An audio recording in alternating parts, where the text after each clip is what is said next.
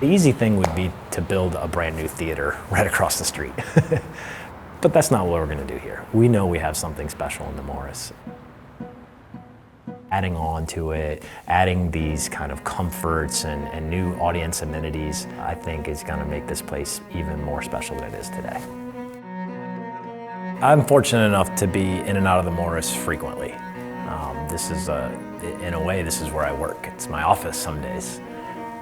But I never take for granted the kind of grandeur of the space. You walk in and it's overwhelming.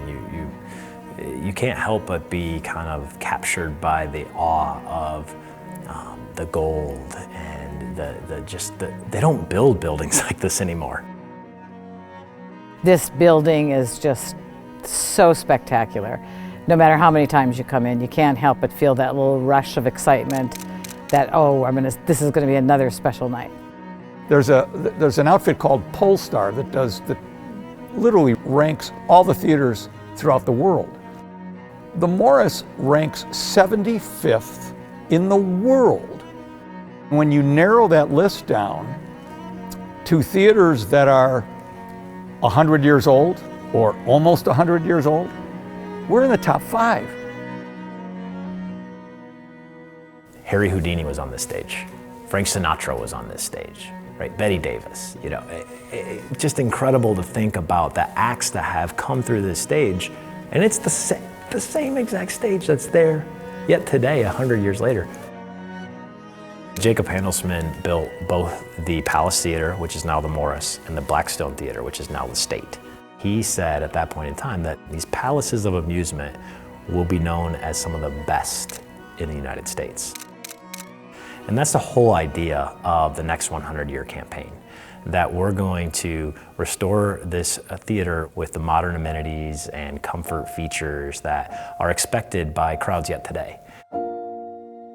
We're certainly aware that the theater, especially an old historic building like this, doesn't feel accessible to everyone.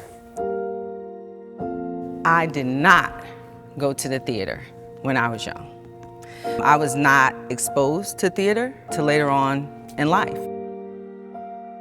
Our Equity and Arts Initiative has a really great committee around it that have been holding community meetings and asking the question, if you don't come to the Morris, why not? We wanted to meet people out in the community exactly where they are. A lot of good feedback. We went on tours, solicited information. We went to African American churches to say, hey, what do you think about the arts in the city of South Bend? What does that look like? That's the kind of rewarding part of having these community conversations. You might hear some tough truths, but the reason we're asking those is so we can correct them. What I've come to realize is that the emotional connection that exists with places here in our community is super strong. People believe in this place. And if you create things that people enjoy, they want to see more of that. I spent my whole career in business. So I give people the big picture. I tell them there's going to be 3 phases to this project. Phase 1, just really the Morris itself and all the things that we need to do now, today, like this year. The original concrete floor is falling apart. We have to install new air systems, new cleaning systems. We have to replace all the seating. You'll experience just a little bit more breathing room in the building, a little bit more accessibility. You'll have a little bit more comfort in your seats. We are making the seats a little wider, a little bit more room between the aisles. We're going to have cup holders so your beverage doesn't have to be put on the floor and kicked over. We're also going to have quite a bit of just features that you may not notice right at first blush. Things like our maintenance endowment that helps ensure this building is well taken care of and it never falls into a position that it was back in the 60s where someone's thinking about tearing it down. Phase 2, we hope will start next year. Can you imagine being able to pull in, particularly in the winter, never go outside and walk into the Morris?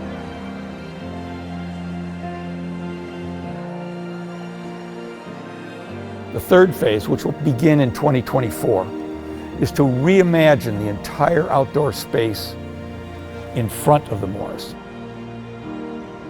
That plaza can be just magnificent.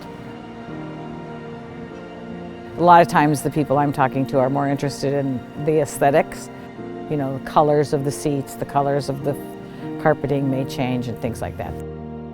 I often spend a lot of time saying all of this beautiful art, ornate work on the walls and the ceilings is not going to be touched.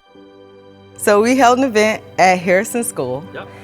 We had Aaron Perry come out and talk about, he gave the history on the Morris. He also showed renderings of what the Morris could be and what it's going to look like. We had them go around and put sticky notes up about what they thought about the current Morris and what they thought about the renderings and what was missing. They said it felt old, it felt stale, and that made it not welcoming.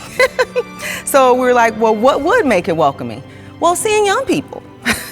So one of the things that came out of that was an internship that we would start in a collaboration with some of the ushers, and they could teach them. If we get to one kid who otherwise would never have had access to the theater, would never have dreamed of performing on a stage like this, if we can get one kid like that, oh man. I think it is so important and critical to fund this initiative because communities cannot do it alone. Governments can't do it alone. Great communities have others that see the big picture and pitch in. I mean, it's the city we love.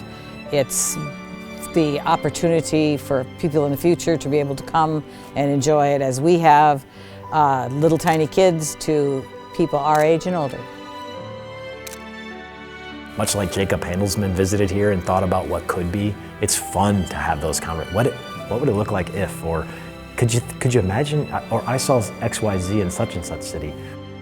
There are so many generous people in this community, and you have enough of those conversations. It's not fundraising anymore. The dollars are a critical part of these projects. They really are. These projects don't happen without money and the community support. They're helping create the type of city they want to live in, and they want their children to live in, and they want their grandchildren to live in. Jacob Handelsman, the gentleman that developed what became the Morris Performing Arts Center, it was written that he had an abiding faith in the continuous upbuilding of South Bend.